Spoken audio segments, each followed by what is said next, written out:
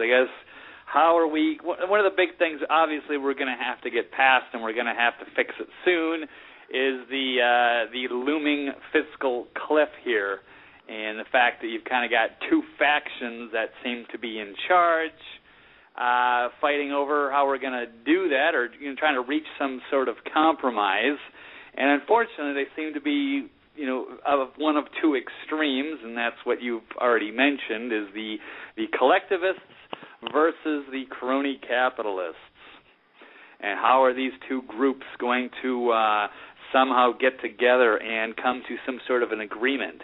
Obviously, we need some sort of a reboot of our economic system, because it looks like we're heading towards a big collapse, and that's not cool. So, yes, and we've got some interesting developments. Yes, Paul Krugman had an article, and then there's been rebuttals to that. And then, of course, there's interesting. I saw Timmy Geithner, who thinks that who thinks that we should make an unlimited debt ceiling. So where's my article? Lift debt limit to infinity, he says. So I've kind of been of the philosophy that, why not just raise it to $20 trillion, and then if it goes over $20 trillion, then that automatically means we have to audit the Fed, and you can't. There's no more raising the fiscal, the debt limit until it's thoroughly audited, and we can get to the bottom of this mess and determine if we really want to take this course going forward. Now, on the flip side, Timmy Geithner says, why don't we just limit to it infinity, and then I guess they can just be in charge indefinitely and let them run it. So, well, no, I like where we're going with this, because while we're at it, Mr. Timmy, Mr. Timothy, we talked last week how I love when people say Mr. Brian. Hello, Mr. Blake, how are you? It's such an endearing term, but you bring up infinity. Now, I'm glad we've gotten here in the discussion, because if this is a sporting competition, right, today's show is called Versus, so it'll be Timothy Geithner versus Brian Engelman for just a moment. Let's do this. How about this? Okay, Mr. Geithner, you have now proposed infinity. I like when we start playing with these types of numbers. Allow me to retort with a counter-proposal, sir. How about you print an infinite number of bills, and how about every person that's here right now starts from absolute zero, the null set. Any debt owed to every person alive right now becomes zero, absolute zero, the null set. There is no number you can put in here that is a number that people owe. And we all start over together. You print as much of whatever you feel like printing, and nobody owes anything for anything anymore. And we're all at absolute zero. I like these numbers, infinity, and then let's go to absolute zero. Consider that one. Now then the game starts getting really interesting, Blake. Yes, I think the game no longer works. I feel like we're like playing a game of Monopoly, and they they got hotels on everything where we got nothing left, and they're just picking the scraps. And we want to just end the game, put the game pieces back in the box and start a new game. And they're now just holding a gun to our heads. They've got all the power, and they want to just make us continue to play their game forever. And I don't like it. And I don't think, and everybody's just really suffering right now. And instead of maybe auditing the Federal Reserve and maybe exploring some other options for our economic future and well-being, they're going to just say, hey, why don't we just, instead of just lifting the debt ceiling every frickin' year for another couple of $1 trillion and keep going over, why don't we just limit it to an infinity? Hey, there you go. You know what? There's another thing, though. Okay, so I don't know, Blake, did you ever play the game Monopoly or Risk? Well, of course Monopoly, but never really got into Risk. Okay, well, let's just call it the same thing. They are games about playing the real estate market. On Monopoly, it's about buying the resources, the electric companies, the utility companies, the Park Avenue and boardwalk locations that everybody wants but few can afford. And Risk is a game. Yeah.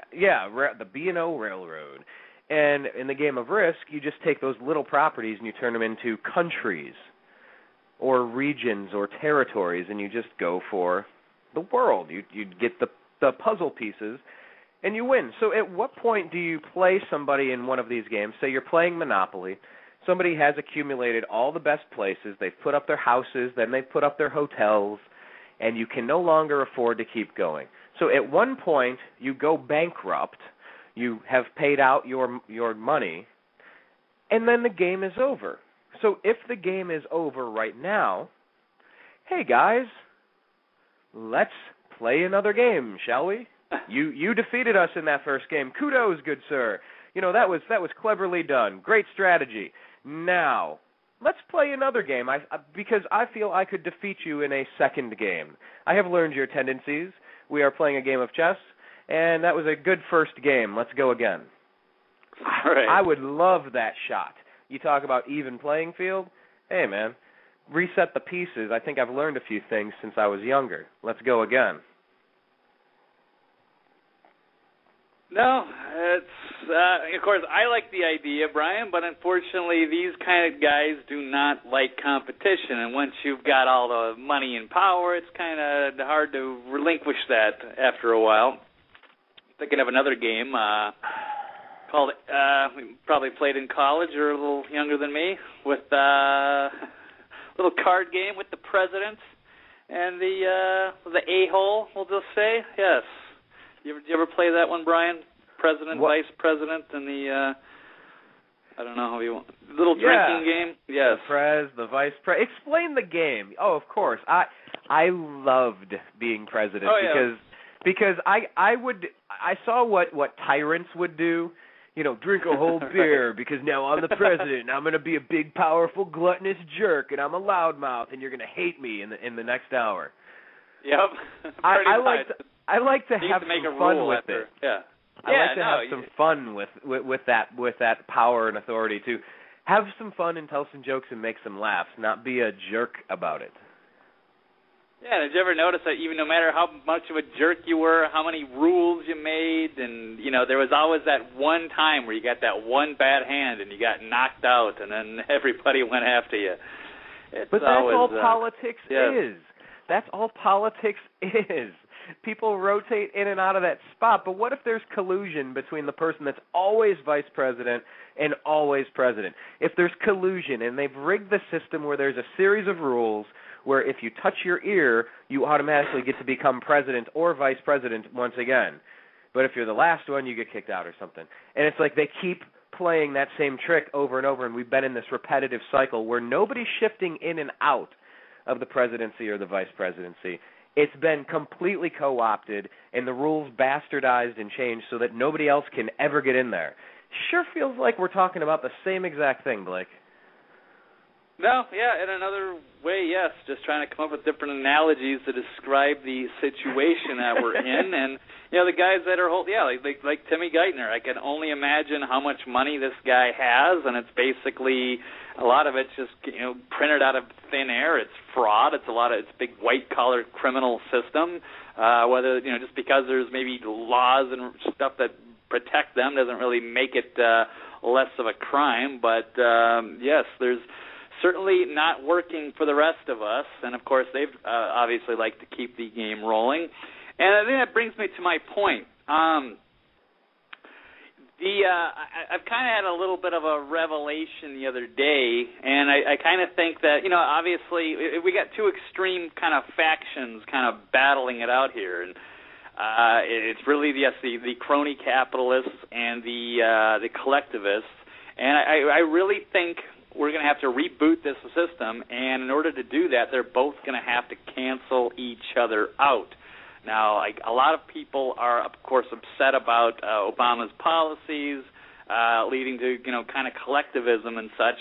But I think in order to get rid of, there's going to have to be some sort of compromise. Neither extreme is going to work. Which extremes do you have choices between? You said because one side is offering crony capitalist solution. The other side is offering a collectivist solution. Define them briefly and broadly, Blake. Who is the side in politics right now that's pushing the crony capitalist stuff?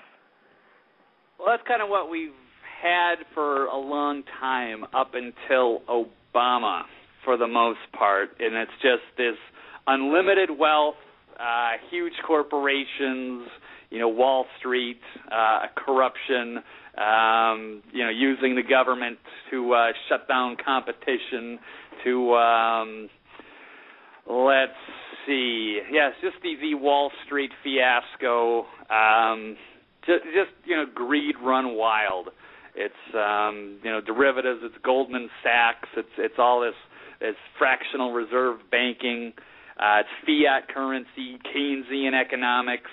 It's just impossible mathematics and legalese that protects the people that are controlling things. And you got families, of course, and people that have just generations of wealth that control everything. And you're just unable to. And here's my thing: there is a finite. And here's the thing: a lot of people are upset about it. A lot of people think that, and it does rub a lot of conservatives the wrong way. But I think at some point you're going to have to set some sort of regulations on how much people can make. In my opinion, well, actually, it's not my opinion. At any given moment of time, there is a finite amount of money or a finite amount of resources in the world, and when you have so much disparity and when you have so few that control so much of this resources, it's a system that doesn't work. Well, let me jump in why I think it's not working though. I think if it's not that is not working. That's not what I think is the problem, but it's kind of related to it.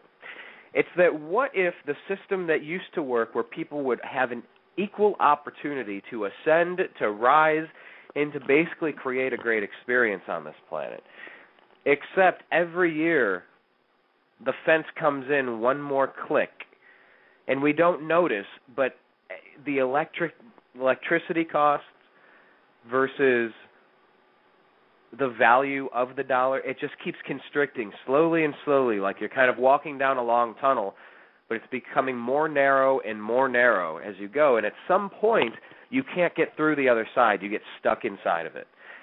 And that's unfortunately where we've gone. I like the system where, Blake, you could become the person in charge of a power company.